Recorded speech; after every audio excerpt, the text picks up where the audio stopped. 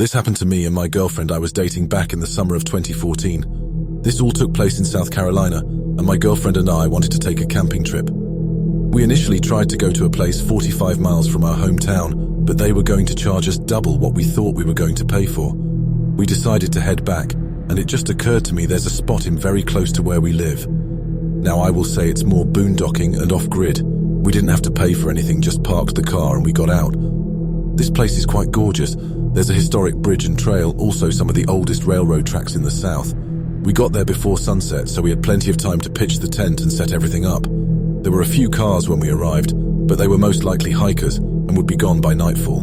The only thing that made us uncomfortable was a busted up and rusted old white van with no license plate. We both pointed that out, thinking it was weird, but we shrugged it off and started walking to a good place to set camp up. After several hours around 3 a.m., following some quality time spent with her and taking in all the nature and then going to sleep, we started to hear this obscure singing and walking around our tent. Anytime you hear commotion that early in the morning, nothing good can happen out of it. I peered my head out the tent to see what was going on. I didn't see anything or anyone, but nonetheless I didn't want to stay in that area when we both were freaked out. Just because I couldn't see it doesn't mean it's not there. I barely did a decent walk around our tent. As we were quietly gathering our belongings, we swore we heard the singing get louder.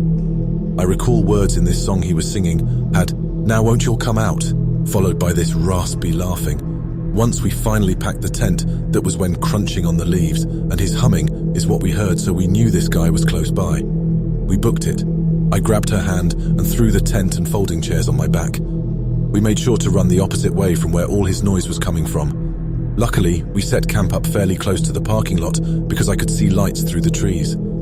As we ran and scurried away from whoever was chasing us, we noticed the lights from the parking lot wasn't just the street lights, but also, to our horror, it was that old rusty white van we saw at the beginning. We hurried uphill just hoping this guy was alone. His van was right in front of mine. If he had an accomplice, that would be another person to deal with. As we reached the lot, we got into the bright streetlights. I noticed my girlfriend's hand make a slight twitch, and her pace slowed down from that. I could tell she was turning her head to take a look at our attacker. I heard her gasp loudly. "Come on, don't look, we're almost there." She focused back, and we continued running in unison. This guy was getting closer as I can hear the noise of the gravel intensify. I heard his wheezing and him barking, "Don't you all think you'll get away?" As we just made it past the van, we split, and I handed her the keys so she could unlock, start the car, and I can throw all the gear in the trunk, and we can make it out of this place. As I frantically laid the camping gear in the back seat and head to the driver's side, that was when my body faced forward for the first time in a while. Every noise this guy was making was close and amplified now. With the car running, I kept my head down to put it in reverse, but curiosity got the better of me.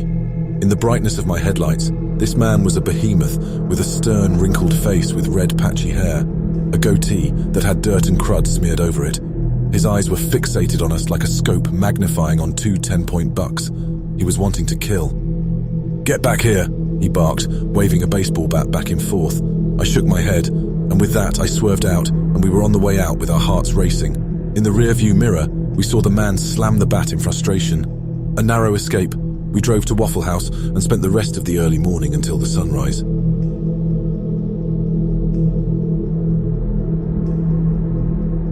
So, I live alone with my two dogs.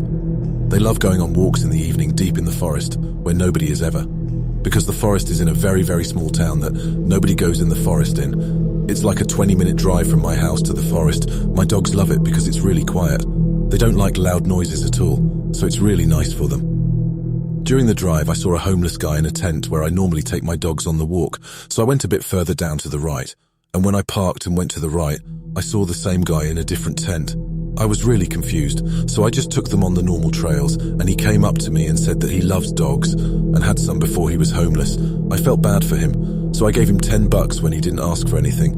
He then told me about a dog park in a town with a population of like 3 people, so I was confused, but I went to it and a cat followed to it when I got there.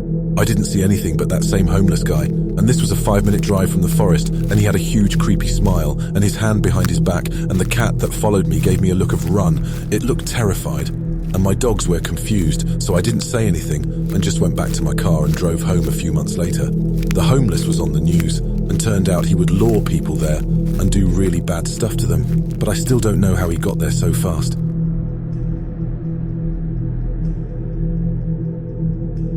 I'm writing this in a bit of a panic because some weird stuff just happened and it reminded me of a strange experience my boyfriend had a while back. We live in a ground-level apartment in Nashville with good security, key cards to access the buildings. A while back, maybe like 6 months ago, my boyfriend called me around 2 p.m. on a weekday with a strange question. He asked me if I was standing outside our front door.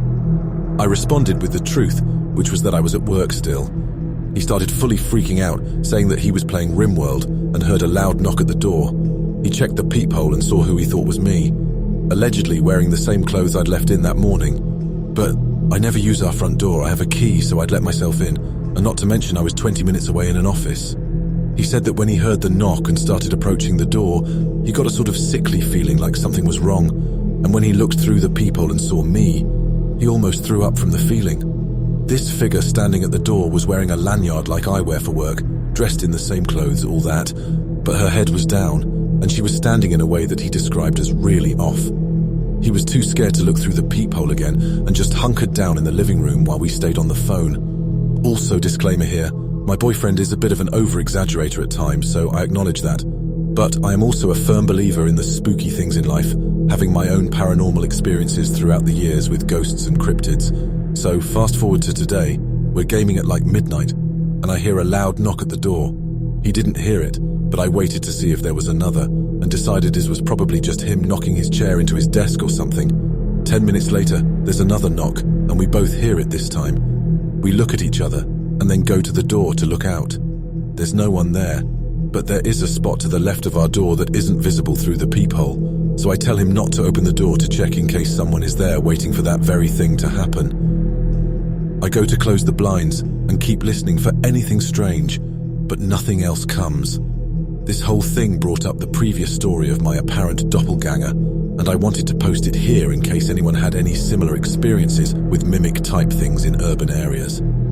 I myself had a run-in with a Wendigo when I lived up north, but I find it hard to believe those or skinwalkers would be here in the metro area.